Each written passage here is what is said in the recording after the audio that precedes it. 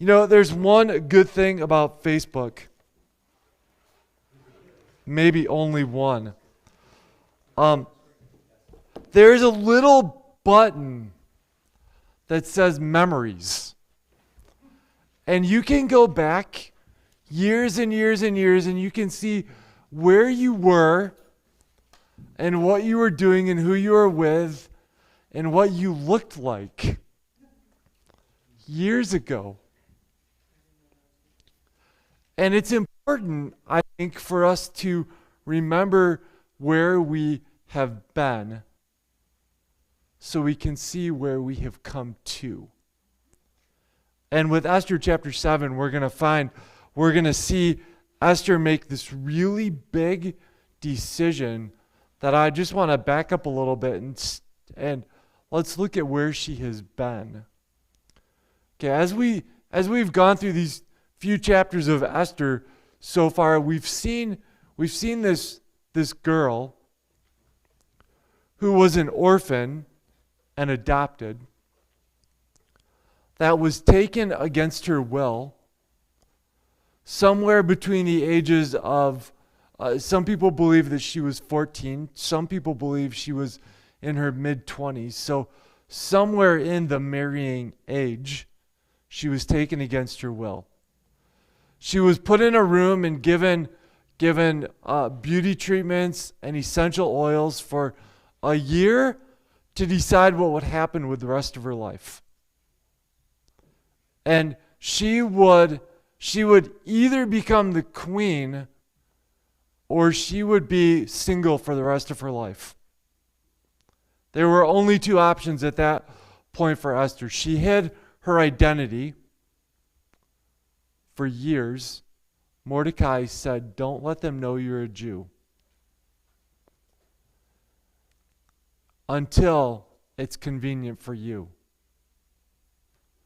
Live in a way, be the queen, and oh, by the way, you're going to go through a little bit of time where the king is going to kind of forget about you.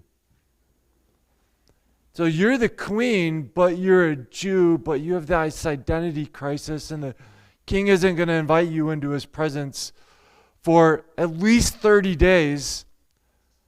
And then, if you're Esther, you're going to be asked to do something that is harder and more difficult than you've ever done in your entire life. Go, you have to save us. You have to be the hero of our country.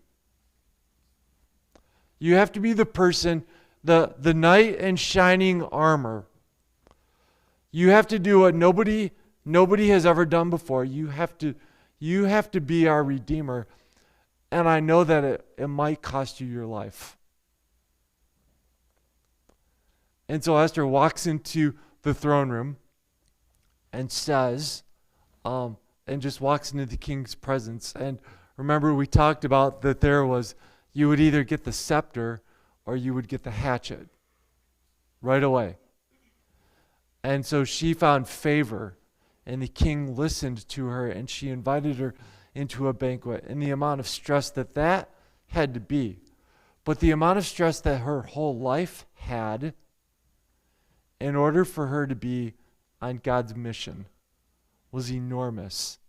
And she had come from this little young lady who was nobody, no identity, nothing more than an orphan that was adopted to be the queen that was going to save God's people.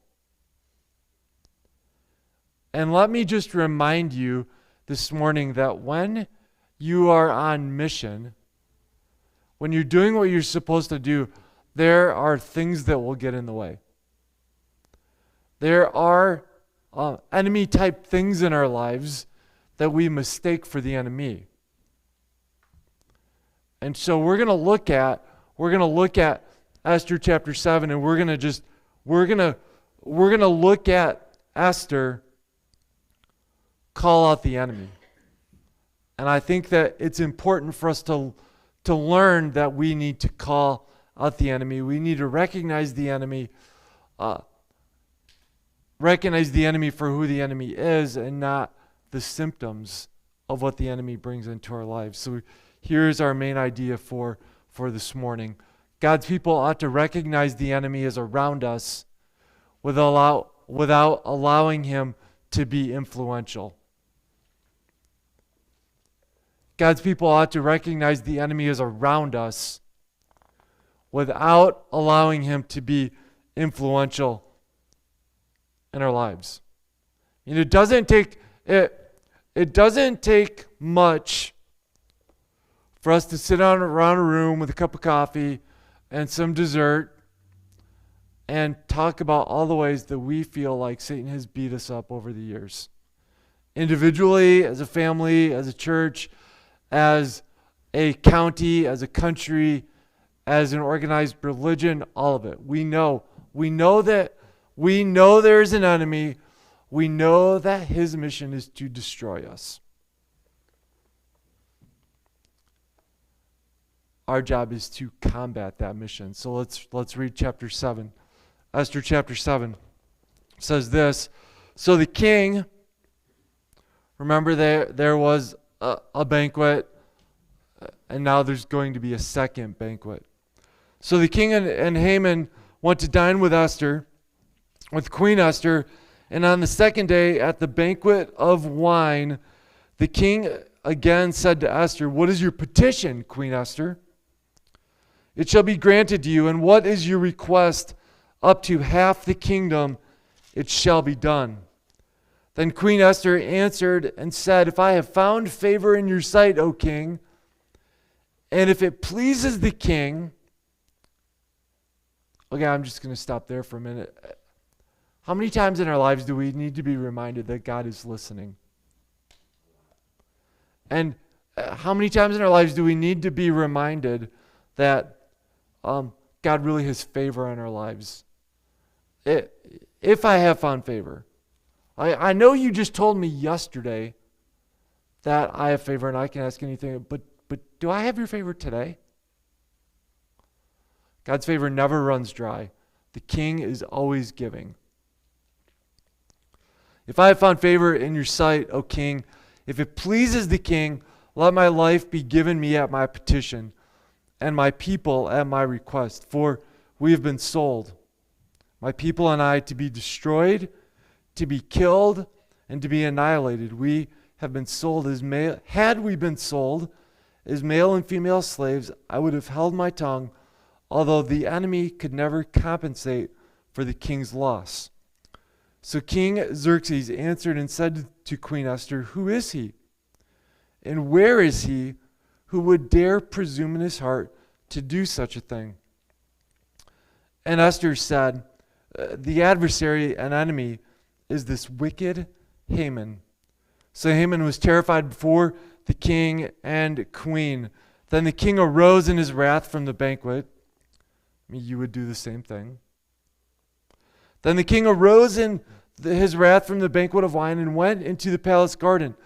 But Haman stood before Queen Esther, pleading for his life, for he saw the evil was determined against him by the king. When the king returned from the palace garden to the place of the banquet of wine, Haman had fallen across the couch where Esther was.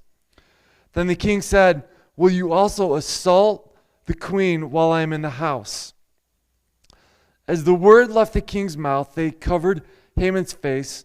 Now Harbona, one of the eunuchs, said to the king, "Look, the gallows, 50 cubits high, which Haman made for Mordecai, who spoke good on the king's behalf, is standing at the house of Haman." Then the king said, "Hang him on it." I'm sure not that nicely. So they hanged Haman on the gallows that he had prepared for Mordecai.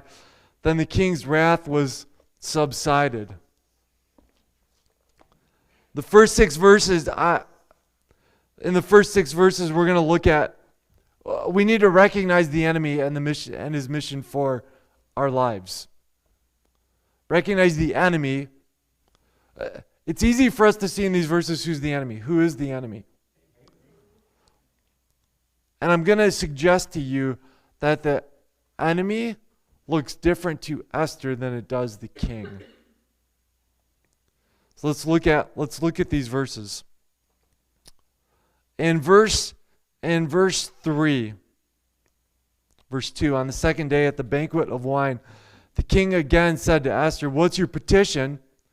It shall be granted you." And what is your petition? Up to half the kingdom, it shall be done. I just have to say, I think Haman's nervous at that right there. Well, this person's going to get, the queen is going to get anything she wants. And I know that she knows she's a Jew. I have seen her and Mordecai talking. I've seen their friendship. I've seen them fast for 3 days. I've seen them conspiring against me. Not really, but that's what he thinks. Because if you're not for him, you're against him. He knows that Queen Esther and Mordecai are in some sort of thing. He's seen it all around the street. At this point in the story, it seems like the king is really the only person that doesn't know Esther is a Jew. And so I think right at the front, Haman is a little nervous. Verse 3, then Queen Esther answered and said, if I have found favor in your sight, O king, and if it pleases the king, let my life be given me at my petition and my people at my request. Always remember, the best request for your life is to be saved. The best request is to be saved. Let my life be given to me at my petition. There are people in this room that need to be saved spiritually. There are people in this room, there are people that we know that need to be saved physically. Their life is a mess. Their life is in shambles. They're making decisions against the betterment of themselves. They need to be saved from, sometimes I need to be saved from myself. Sometimes I can be my own worst enemy, and sometimes you can be your own worst enemy. Sometimes to be saved, to have our life redeemed, is the best request. Verse 4, for we have been sold for my people and I to be destroyed, to be killed, to be annihilated. This person, my enemy, the person that I'm going to mention, is my enemy because they want to destroy me. They have paid. Remember, Haman offered the equivalent of $15 million to destroy, kill, and annihilate this entire race. The enemy is, this person has paid a certain amount of money to kill me. That's why this person is my enemy. Had we been sold as male and female slaves, I would have held my tongue, although the enemy could never compensate for the king's loss. So let's just think about that for a minute. How much money did Haman offer the king? $15 million, 10,000 pieces of silver, something like that. The equivalent of $15 million. This race being removed was worth more to the king than $15 million. They had set up shop. They were business people. They were entrepreneurs. They were stimulating the economy of the Persian Empire. They were bringing it. They were contributors to society. Take out the entire race in 127 provinces, and removing them would have cost the king more than $15 million. $15 million is nothing in God's eyes. So I love the king's response to this. So King Xerxes answered and said to the queen, "Who is he? Where is he? Who would dare presume in his heart to do such a thing? I know I might be reading into this a little bit, but I don't think that he's talking about Esther being killed. I think he's talking about the money. I think now the money, I think the enemy is the person that is going to do harm to the king's riches. There's one enemy, and one enemy to Esther is going to kill and destroy and annihilate. The same enemy pointed at King Xerxes is going to cap my wealth. So I think it's important for us to remember who is the enemy. We already know who's the enemy. Haman is the enemy in the context. Who is our enemy? Satan. And just like Haman is the enemy in different ways in our story, in our text, Satan plays out different roles in our lives. Satan might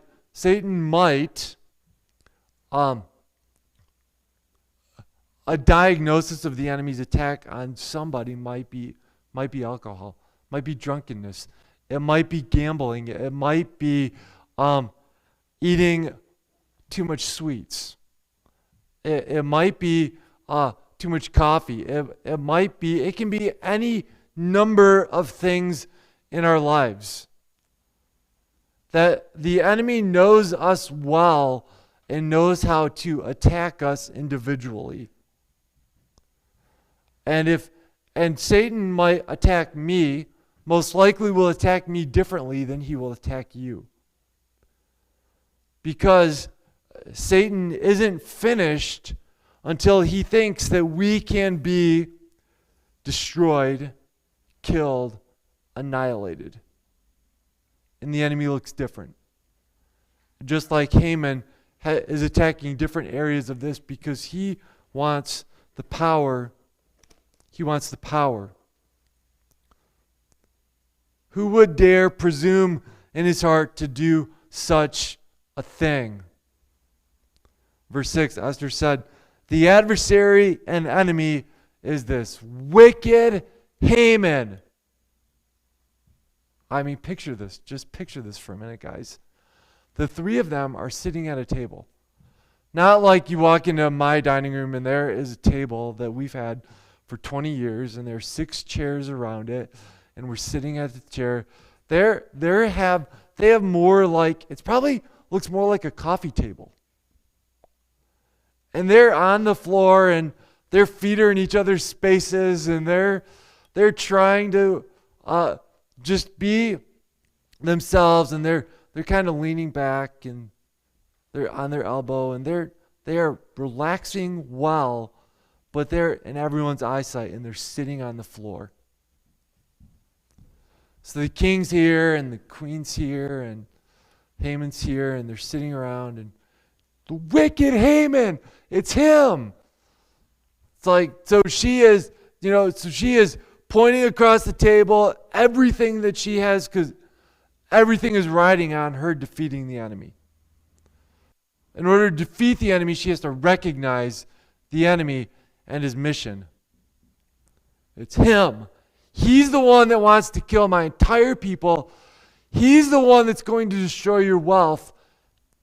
And he's the person you made in charge of everything except you.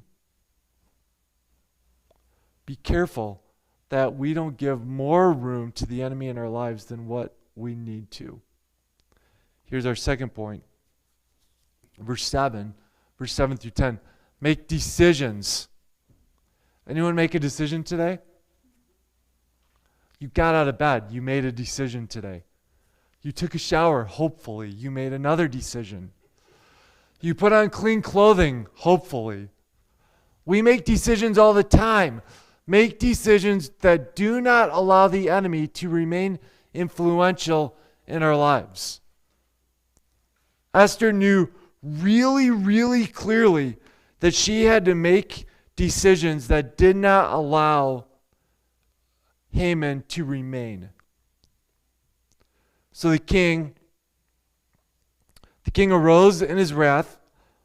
None of us, this is only in the Bible, none of us have ever left a room mad. Right? Thank you. Then the king arose in his wrath from the banquet of wine and went into the palace garden.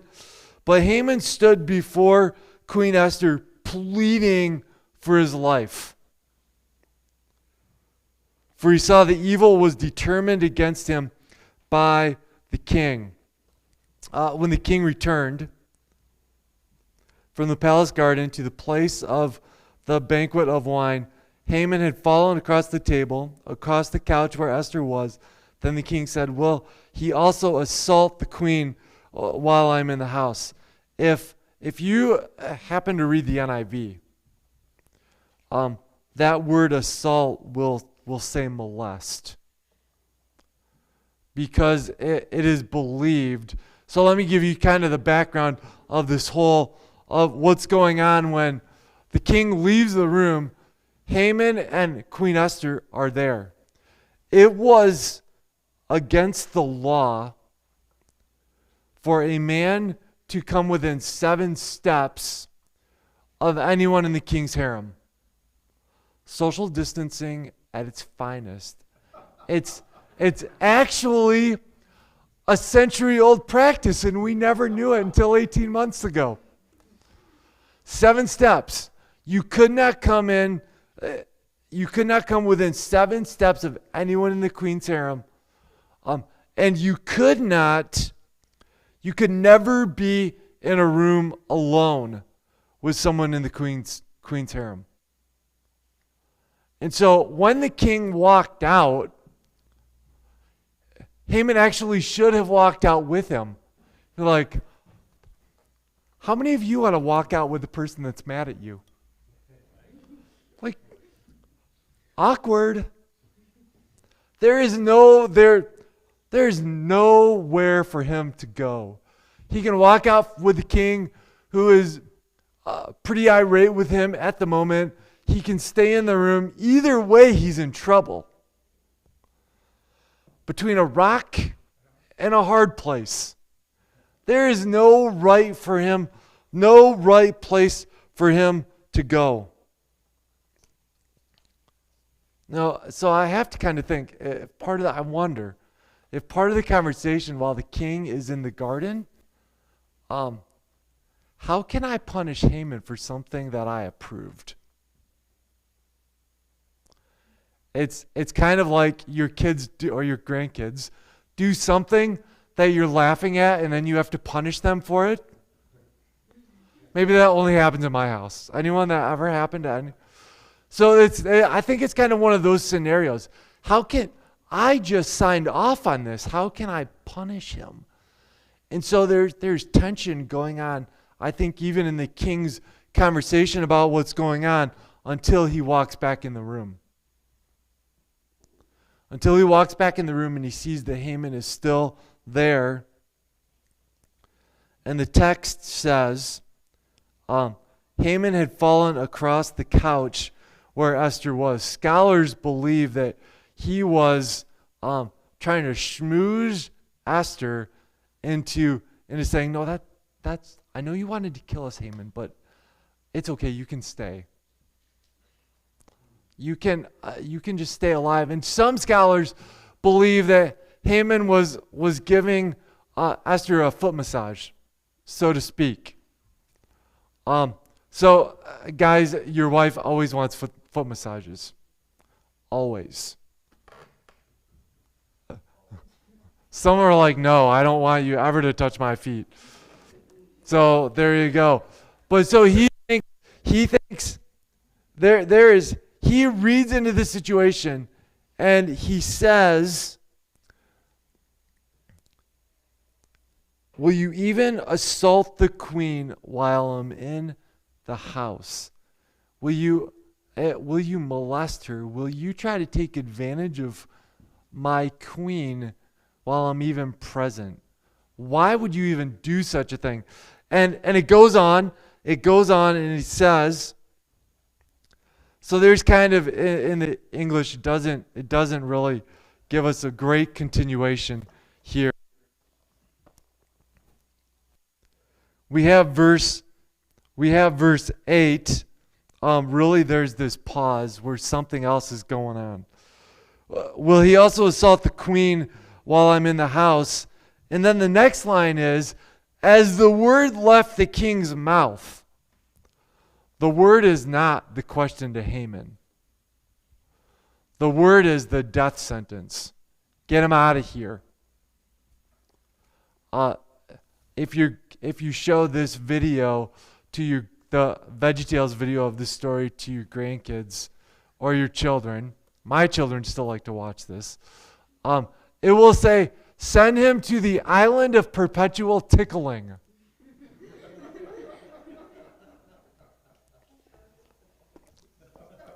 Get him out of here. He's done. I've seen enough.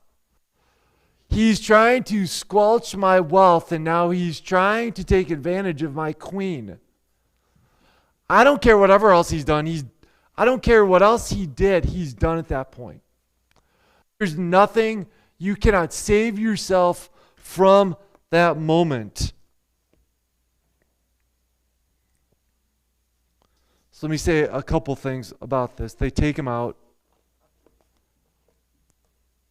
Harbona is the same guy in chapter 1 that is in the group of people that say, well, you need to cast this throughout the entire 127 provinces so we can tell our wives everything exactly what to do. The guy's kind of, shady. He definitely has his own agenda going on, but he says, hey, there just happened to be these gallows that Haman was making for Mordecai, the guy that you just gave a big parade to yesterday. And they're not being used, and there has to be a conversation that we don't have. And the king says, hang him. Hang him. 75 feet tall. Most theologians believe that 75 feet tall was so it was visible in the entire city. The entire city of Susa would have seen the person being hanged on that. Talk about an example.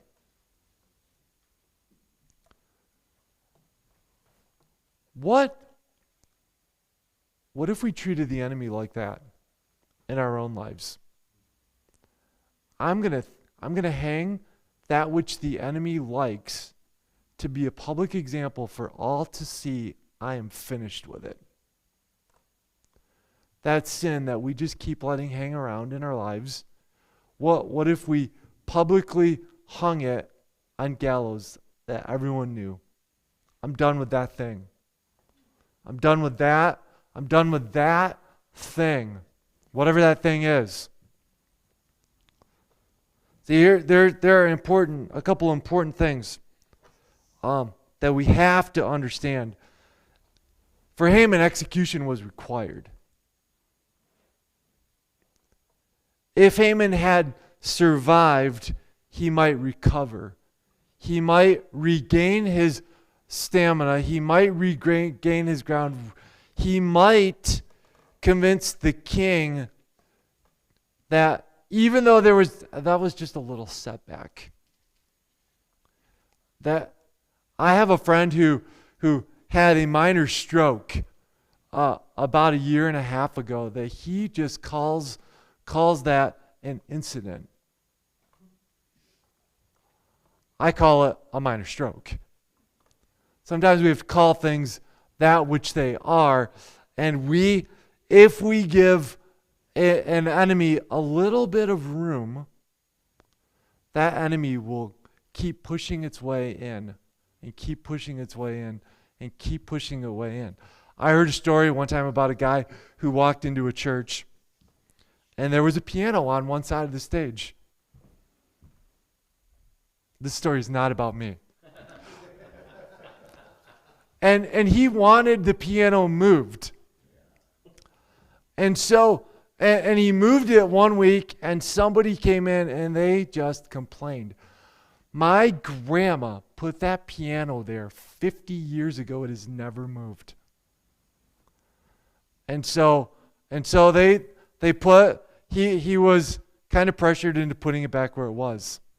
And he said, I'm just going to move this piano an inch every week. An inch every week. And so he would move it. I don't know how he did it. So he just moved the piano an inch. The piano used to be here.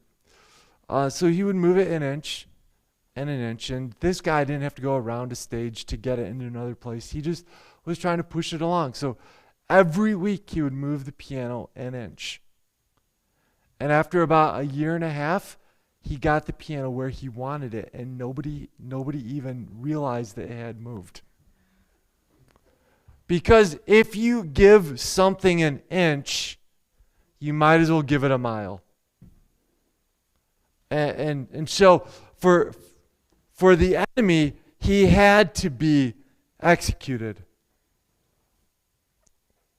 And I want to remind us this morning, our enemies want to stick around. Our enemies want to stick around. They want us to accept them. And I'm not talking about the physical enemies that might be in our lives. I'm not talking about the people that you avoid at the grocery store, the family reunion that you don't go to because that person is there, the person that you ghost, the person that you're friends with on your Facebook account but you unfollow because you don't want them to know that you're not friends anymore. I'm not talking about those types of scenarios. I'm talking about the enemy, the roaring lion who seeks to devour you. That enemy wants to find a place that he can creep in, set up camp, stick around, and convince you to accept him. Convince you to accept him, because over time, I've been doing that for a while. It seems to be working for me. Inside I'm a mess, but I'll learn to live with it. I'll learn to live with it. It's kind of like the old pair of shoes. Anyone have an old pair of shoes they love? And you know you need to get rid of them, but you don't because they're so comfortable. Until you go for a few mile walk and you realize they're hurting your feet. The old shoes that hurt our feet need to go because we know the importance of our keeping our feet. The enemy needs to not be given room in our lives because the enemy is hurting us. The enemy would have kept trying to hurt the Jewish nation had he stuck around. He would not have given up until he won. Remember, this was a century-old feud that had been going on.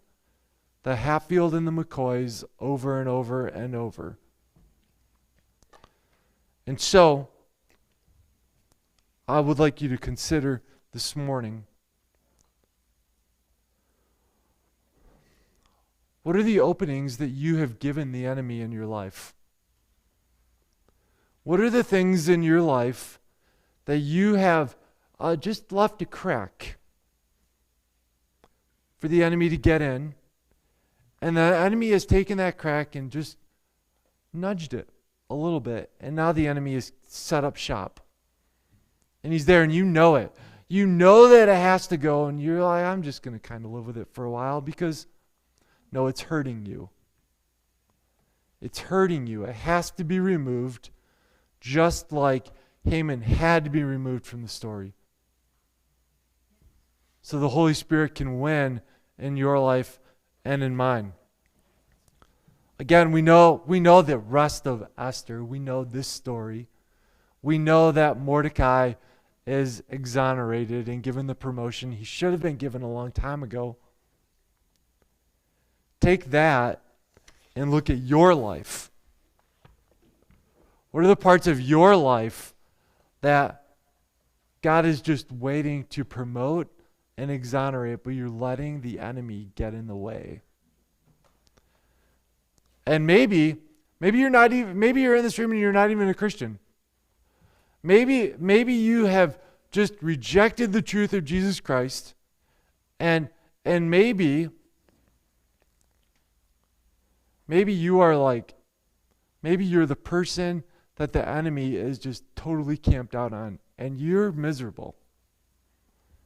And you're miserable, and you don't know how to get a fresh start. And I want to say today to you that the only way to get a fresh start is to submit to Jesus Christ. The only way. Maybe the enemy is tearing into your life and you are a Christian. Your fresh start is you having some one-on-one alone time with God and just handing the enemy over to the king. Recognize the king, recognize the enemy, and call the enemy out in front of the king. That's the fresh start that you need maybe today. So going back to the beginning, God's people ought to recognize the enemy is around us without allowing him to be influential.